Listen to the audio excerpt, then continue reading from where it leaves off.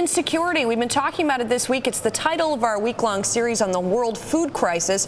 Right now, let's look at how rising food costs are hitting lower-income Americans. For that, we turn to Bill Hampel. He's the chief economist at the Credit Union National Association, which is a not-for-profit trade association serving U.S. credit unions. He also sits on the board of the National Cooperative Bank, which provides financial services for low-income communities in the U.S. And Bill is joining us from our Washington bureau. Bill, thank you so much for joining us. Obviously, an interesting day, and food inflation plays into the events around the world.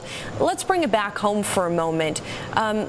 What are you hearing, and what do you think the effect will be from some of the soaring commodity costs that we have seen, particularly food inflation? Well, again, if I were an oligarch sitting on top of a country with a large poor population overseas, I'd be really concerned right now. But quite frankly, for the U.S. consumer, the run-up in food commodity prices we've seen for the last 6 months is not going to be that much of an effect. You know, starting last June, world commodity food prices are rising at about a 70% annual rate. However, in the U.S., food prices have only gone up at about 1.5% annual rate over the last year, which is about the same as the overall rate of inflation, which itself is very low. So we, as yet, don't have inflation in the U.S. from food prices. And even if some of those commodity price increases would flow through to the U.S. consumer, the effects are going to be fairly small, and there are a couple of reasons for that. The first one is that, excuse me? Go ahead, Bill. I'm sorry. Yeah.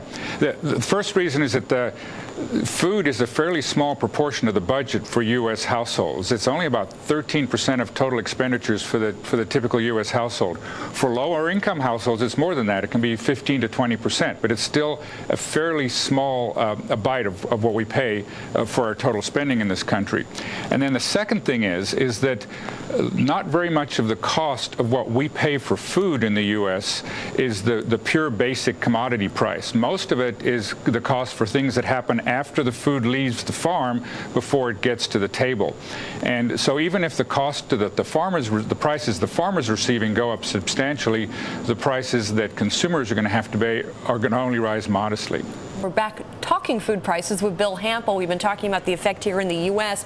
Bill is the chief economist at the Credit Union National Association, a not-for-profit trade group that serves U.S. credit unions. He also sits on the board of the National Cooperative Bank.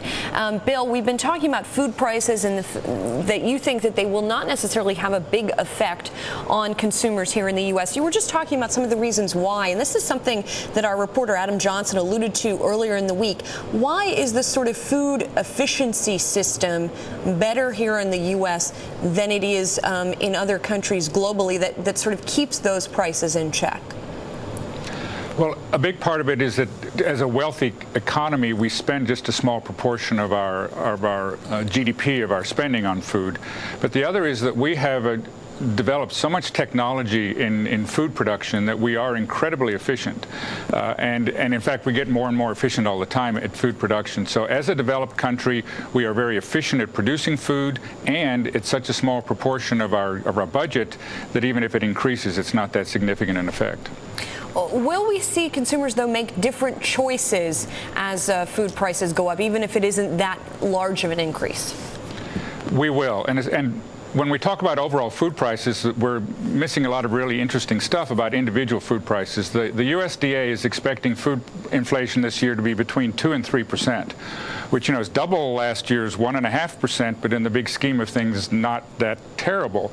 But there are some things that will go up more than that, and because of the commodity price increases, like some beef prices are likely to go up more than 3 or 4%. And so what consumers are likely to do is find themselves shifting from one food product to another. If all food prices were going up substantially, we'd see much more of an effect. But consumers are going to be able to shift around because there are quite a few substitutes for most of the food that we eat. And what about, I'm curious about the sentiment of seeing us in the media and just generally seeing a lot of headlines about costs going up. I think the consumer psychology, at least for the next month or so, is going to be affected on food prices, and especially if some of the high-impact food substances go up in price. Like meat going up is going to have an effect on consumers. If milk were to go up, that's something people notice a lot more, although dairy prices are expected to be pretty modest this year. But it's the same way for energy. Food prices tend to have an outsized effect on consumers' expectations because they pay for it so frequently. They see the prices and they see the changes. So it could have a slight effect on consumer psychology this year. But again, because we believe that the actual changes in the prices are going to be quite modest at the retail level. In credit unions, we see consumers worried about a lot of other things, such as jobs and their high debt levels. I don't think food inflation will rise to either one of the levels of those two issues this year.